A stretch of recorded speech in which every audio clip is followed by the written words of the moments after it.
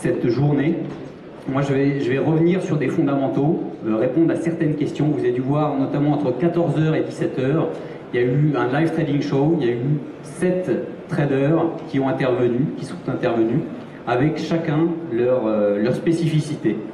Alors, ce que je vais aborder au cours de cette présentation, c'est justement essayer de comprendre qu'est-ce qui fait que ces 7 traders qui interviennent sur des marchés différents, qui ne se connaissent pas eux-mêmes, qui interviennent sur des unités de temps différentes, qu'est-ce qu'ils font, qu'ils maîtrisent aussi bien leur technique. Vous avez vu le sang-froid avec lequel ils utilisent leur technique, avec quelle régularité ils dégagent des bénéfices. Donc essayez de comprendre justement si vous-même, votre objectif aussi est de devenir rentable sur les marchés financiers dans la durée, quels que soient les marchés qui vous intéressent, comprendre quels sont ces éléments. Raison pour laquelle je vous présente donc cette conférence intitulée « Les ingrédients pour un trading gagnant ».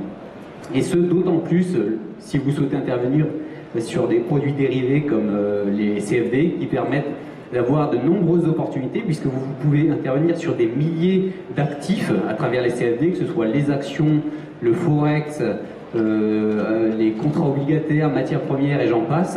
Donc c'est extrêmement important, étant donné le nombre d'opportunités, les leviers que vous pouvez utiliser, de comprendre quels sont, avant d'engager une position, de bien vraiment maîtriser ces différentes variables. Alors avant de débuter, vous n'allez pas tout de suite comprendre la raison de ce sondage, mais je vais vous demander de répondre à une question.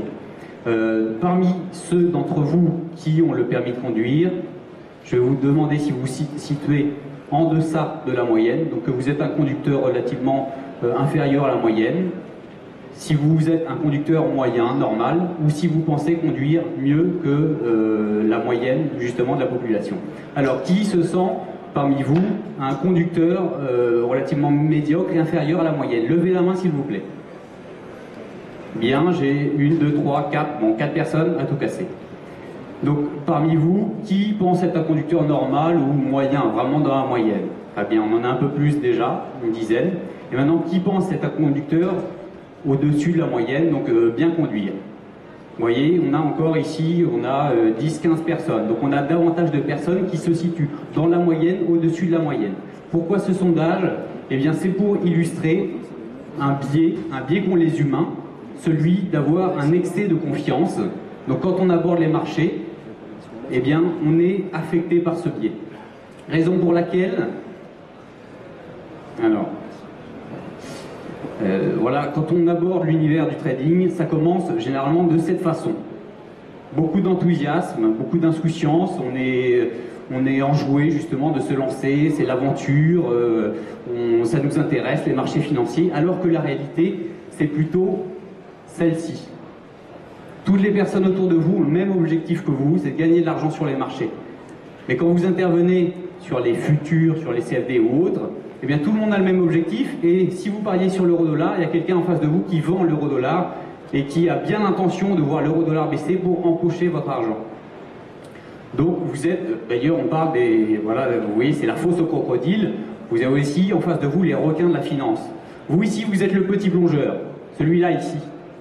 En face de vous, vous avez voilà, ceux qui ont fait les grandes écoles, qui ont des millions et des milliards à disposition, qui ont tous les meilleurs équipements, les requins de la finance, qui veulent dépouiller les autres investisseurs. C'est aussi ça la réalité du trading. Donc quand on aborde le trading, c'est extrêmement important de l'aborder de façon extrêmement rigoureuse, sérieuse, de la même façon que si vous vouliez demain créer une entreprise, créer une franchise par exemple, quelle qu'elle soit, qu'est-ce que vous feriez? Posez-vous la question. Tous, vous avez déjà une idée. Vous étudieriez sérieusement tous les aspects financiers, comptables, pour voir quelles sont les perspectives. Vous feriez appel à différents professionnels, des experts comptables, des avocats fiscalistes. Bref, vous seriez extrêmement sérieux pour être sûr de mettre toutes les chances de votre côté. Et si vous faites un emprunt, si vous demandez de l'argent dans votre entourage, si vous investissez vos économies, tout ce que vous voulez, c'est pas que ça rate. Donc mettre les chances de votre côté, c'est extrêmement important. Et quand on aborde les marchés financiers, il ne faut pas se laisser aller à jouer en bourse. On parle de jouer en bourse, mais la bourse, si on veut, les marchés financiers de manière générale, si on veut gagner, eh bien, il faut l'aborder de façon très sérieuse. Raison pour laquelle je tiens à vous présenter les différents facteurs qui font que les grands traders et investisseurs de la planète, ben, ils respectent des aspects communs, et c'est ces différents aspects que je vais vous exposer.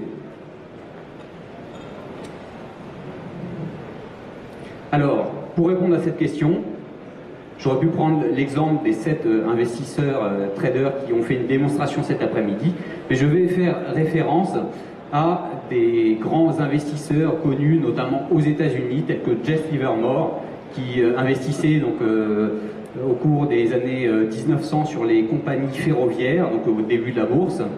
Richard Dennis, connu comme le prince du pit, qui intervenait à Chicago sur la bourse des matières premières. Paul Tudor Jones, qui n'est plus à présenter, hein, qui gère des fonds, des milliards de dollars aux États-Unis. Marty Schwartz, William Eckhardt, ou encore Ed Seykota. Il y en a des tas d'autres, parmi lesquels George Soros, dont vous avez certainement dû entendre parler. Ces traders ont de nombreux points communs. Ils ne partagent pas de secrets, il n'y a pas de martingale. Ils respectent seulement certains aspects, certains ingrédients, justement, que chacun d'entre eux dose différemment, mais qu'ils maîtrisent. C'était également le cas des différents intervenants, puisque vous avez dû voir la façon avec laquelle ils ont intervenu. Justement, ils avaient beaucoup de maîtrise. Et c'est ça qui caractérise. Quand il n'y a plus de place au doute, que quelle que soit l'orientation du marché, ils savent ce qu'ils doivent faire, eh bien c'est justement, c'est grâce à leur maîtrise de ces différents ingrédients. Alors, plusieurs méthodes ont permis de mettre au bout du jour ces dernières décennies ces différents aspects, ces différents ingrédients, notamment la PNL, la programmation neurolinguistique. Tom Hoogard, lors de son intervention il y a quelques heures, mentionnait également Ericsson qui justement a essayé de décrypter chez les grands sportifs comme les golfeurs ou le tennisman, qu'est-ce qu'ils faisaient chez ces grands champions, quel que soit leur domaine, eh bien leur réussite. Qu'est-ce qui faisait qu'ils réussissaient?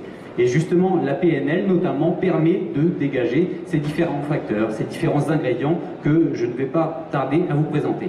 Donc l'objectif, c'est de modéliser ces talents et experts, et donc à vous-même ensuite de vous en saisir pour concentrer tous vos efforts et votre énergie pour vous les approprier et les doser par la suite. Alors, avant de rentrer dans le vif du sujet, je vais juste vous montrer, comme l'a illustré Tom Hoogard cet après-midi, que le trading, il n'y a pas besoin d'avoir de talent spécifique, que ce n'est pas inné, qu'il n'y a pas besoin d'être d'avoir la bosse des maths, que n'importe qui, dès lors qu'il a la détermination et la motivation et qu'il fournit les efforts nécessaires, peut apprendre et gagner de façon régulière sur les marchés. Donc quand je parle de gagner sur les marchés, comme les grandes figures de l'investissement que je vous ai présentées, on ne cherche pas à faire des milliers ou des dizaines de milliers de pourcents en prenant des risques, pas possible. C'est vraiment de la régularité et des risques maîtrisés. Donc parmi les grands investisseurs que je vous présentais, ils sont toujours actifs, ils gèrent des dizaines de milliards de dollars sur tous les marchés de la planète et ils ont des rentabilités supérieures à la moyenne. Donc ils parviennent à battre le marché, ce qui est difficile à long terme, comme nous le montrent les statistiques. Alors je vais vous parler de cette expérience qui a été menée dans les années 80. Alors vous devez, parmi ceux d'entre vous qui ne connaissent pas cette anecdote, vous demander ce que fait la tortue ici. C'est une expérience qui a été menée par deux des grands traders que je vous présentais, Richard Dennis et William Eckhardt, qui avaient un différend par rapport à ce sujet. William Eckhardt défendait l'idée que pour faire du trading, il fallait avoir ça dans le sang, que c'était des dons qu'on se transmettait par les générations ou autres. Et Richard Dennis disait au contraire, non, le trading, je peux l'apprendre à n'importe qui, ça se situe davantage justement dans la méthodologie, dans l'approche, une certaine conception voilà, des marchés. Donc comme ils n'étaient pas d'accord, ils étaient associés, ils se sont dit, bon, puisque tu ne me crois pas, on va relever le défi. Et ils ont fait passer une annonce, donc en 1984. Voici cette annonce que vous avez, qui est parue dans les plus grands journaux aux États-Unis. Ils ont reçu 1000 candidatures, donc on ne recherchait pas de profil particulier. Tout le monde pouvait faire part de sa candidature. Et sur ces 1000 candidatures, ils en ont retenu 12. 12 qui ont été surnommés les tortues. Pourquoi les tortues? Eh bien, tout simplement parce que Richard Dennis revenait d'un voyage à Singapour où il avait vu des fermes d'élevage des tortues. Donc, il se dit, les traders, on va les élever comme à Singapour, on élève les tortues. Et le résultat de cette expérience a été phénoménal. Pendant les 4 années qui ont suivi, ces 12 traders ont eu des retours moyens de 80% par an, dans les 4 années qui ont suivi. Et parmi ces 12 tortues de cette époque, de nombreux sont aujourd'hui actifs toujours et à la tête de fonds d'investissement qui pèsent des milliards de dollars. Donc tout ce qu'ils avaient à faire pour participer à cette expérience et pour garder leur place, c'était d'appliquer des règles qui leur avaient été données par Richard Dennis et William Metcalf. Tout ça pour vous démontrer seulement que le trading peut s'apprendre. Les marchés ont évolué, certes, mais à partir du moment où on maîtrise certaines règles communes, eh bien cela permet d'avoir une maîtrise et un avantage donc, sur les marchés. Donc maintenant, rentrons dans le vif du sujet pour vous présenter ces différents ingrédients. Premier point, c'est définir sa stratégie d'intervention. On parle aussi beaucoup de méthode de trading.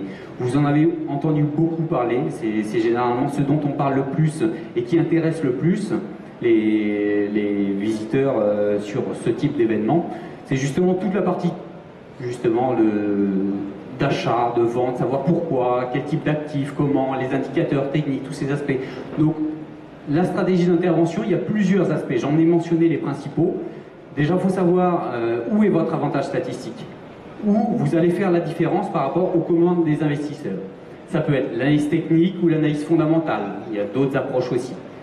Définir sa méthode aussi. Est-ce que vous êtes plutôt des valeurs, vous allez sélectionner des valeurs de rendement, du value, faire du systématique ou du discrétionnaire. Ça, c'est vraiment à chacun d'entre vous de définir qu'est-ce qui lui correspond le plus. L'horizon d'investissement, il y en a des tonnes. Il y a le tape reading, ceux qui lisent des carnets d'ordre. Il y a ceux qui font du scalping, qui vont prendre des mouvements sur quelques secondes. On entendait il y a 2 heures encore une opération qui avait duré 3 secondes. Le day trading qui va de quelques minutes à quelques jours. Le swing trading qui s'étale sur des durées plus longues, qui se compte de jours à semaines. Ou le buy and hold, ce qu'on appelle l'achat-conservation. Avoir des valeurs paires de famille en France comme Air Liquide, Danone, des valeurs qui vont, sur lesquelles on va parier justement la croissance de long terme. Donc oui, il y a beaucoup de possibilités, la méthode de trading. Et le problème, c'est que quand on aborde les marchés, on a tendance à chercher sa seule réponse dans ces aspects. Donc on va de méthode en méthode, on change d'indicateur et on ne trouve jamais sa méthode. Mais le problème, c'est que cette stratégie d'intervention, elle est utile, mais les grands traders, les grands coachs estiment que ça ne représente pas plus de 10 à 15% de la réussite totale. Donc c'est important de comprendre où est son avantage statistique, mais ce n'est pas suffisant. On va voir la suite d'ici quelques instants. Dernier point, c'est backtester ces différents aspects pour s'assurer qu'on dispose d'un avantage statistique. Donc j'ai vu beaucoup de noms d'interventions où on focalise sur le taux de réussite de 80 à 90%. C'est certes important, mais il est plus important de raisonner en termes d'espérance. Donc vous avez parmi les grands investisseurs que je vous ai mentionnés, des investisseurs qui ne gagnent que sur 30% de leur opération. Sur les 70% restants, ils perdent de l'argent. Seulement, quand ils gagnent de l'argent, quand ils font un trade, en moyenne, ils vont gagner 15 à 20%. Quand ils vont perdre, ils vont perdre entre 3 à 5%. Donc si vous multipliez la somme des pertes et la somme des gains, eh bien, ils se retrouvent avec une espérance positive. Parce que si vous avez un taux de réussite de 90%, ok, sur 90% des opérations, vous gagnez 1%, mais sur les 10% restants, vous perdez 25 à 30%, eh bien votre espérance sera négative. Donc il est plus important de focaliser sur l'espérance que sur le taux de réussite. Et il est illusoire de compter, quelle que soit votre approche, sur un taux de réussite de 100%. Quand on débute, on voudrait qu'il y ait un secret, on espère trouver une méthode miracle qui permette d'avoir raison à tous les coups, mais c'est impossible. Il y a beaucoup trop de facteurs exogènes qui vont rentrer en ligne de compte, vous voyez, que ce soit géopolitique, que ce soit une statistique, que ce soit un attentat, n'importe quoi, il y a beaucoup trop de facteurs exogènes qui vont rentrer en ligne de compte, donc il est illusoire de se focaliser sur justement le taux de réussite. Ce qui nous amène deuxième aspect, c'est l'aspect du money management. L'aspect du money management, c'est ce qui vient logiquement par la suite et qui va permettre d'optimiser, si vous voulez, les résultats que vous pouvez avoir. Parce que on a vu les différents aspects de la méthode de trading, mais après, il faut encore savoir quelle va être la taille de la position. Donc, quel pourcentage de votre capital vous allez allouer à chaque opération.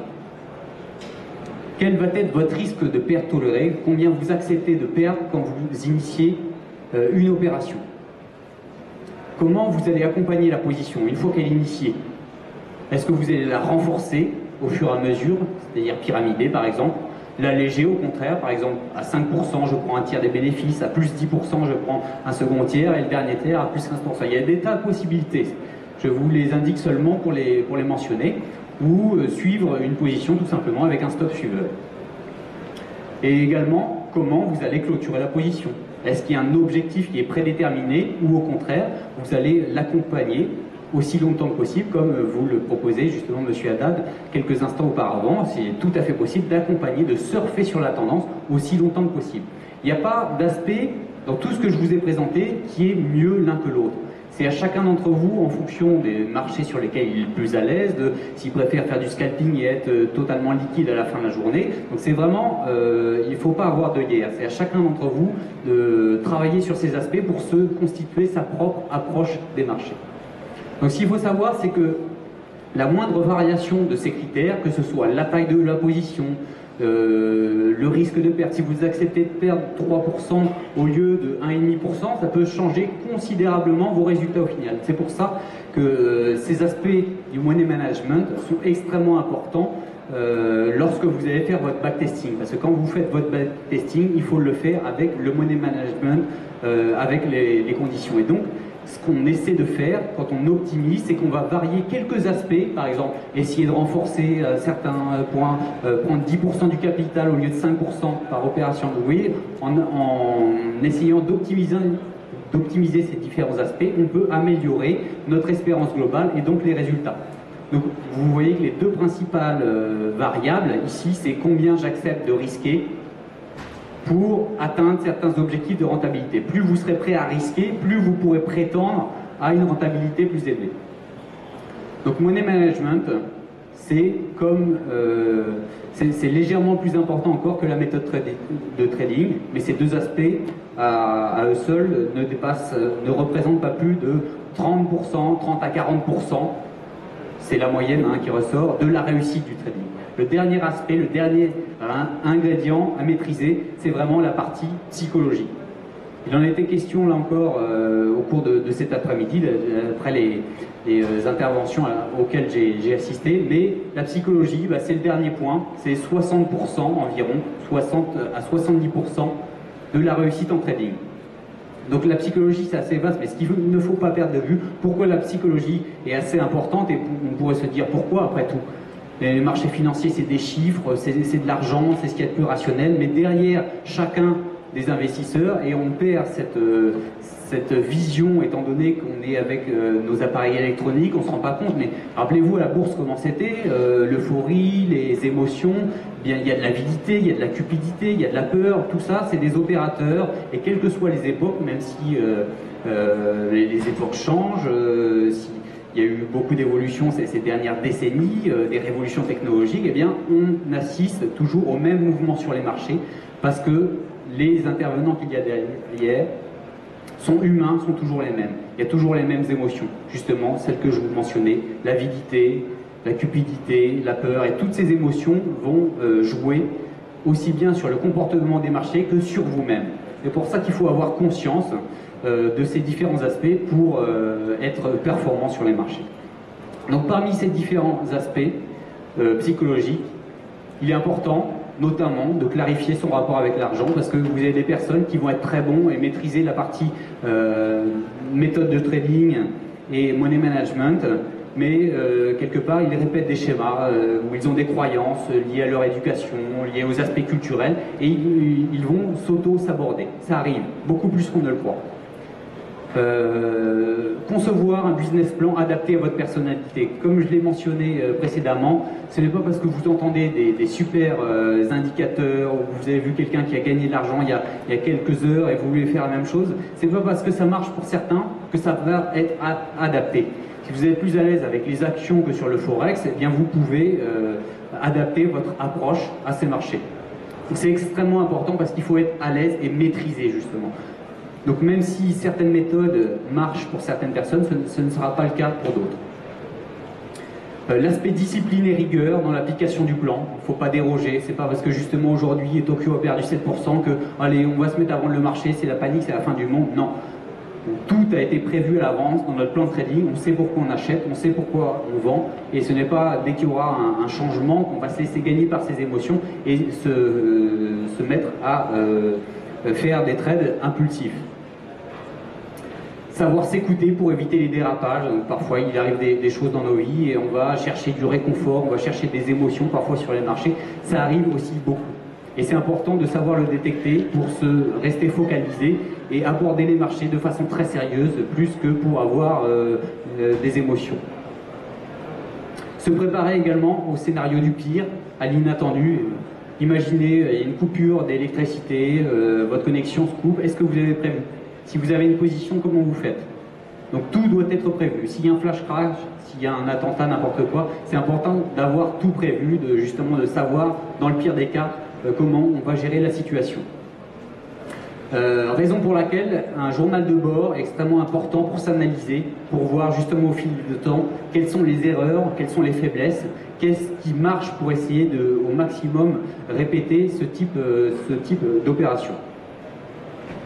Et enfin, effectuer son propre track record, donc je ne parle pas de suivre les opérations, quand est-ce qu'on achète, quand est-ce qu'on vend, mais essayer vraiment le track record de la façon dont on aborde les marchés et se faire un scoring pour justement essayer au maximum de continuer d'appliquer votre plan de trading et l'améliorer pour justement, dans la durée, parvenir à voilà, avoir des résultats positifs et surtout un risque maîtrisé.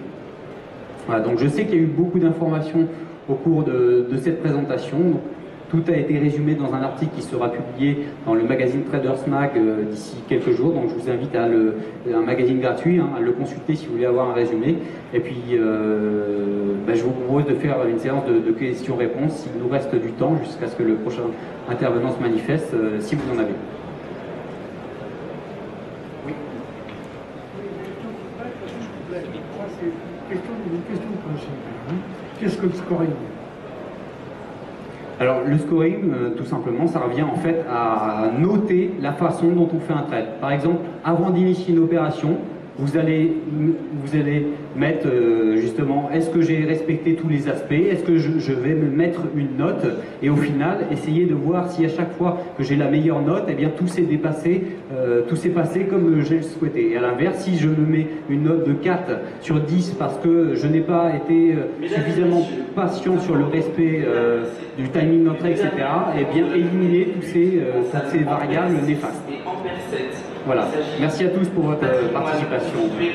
Et je me tiens disponible sur le stand GKFX si vous voulez aborder avec moi ces différentes notions. Merci.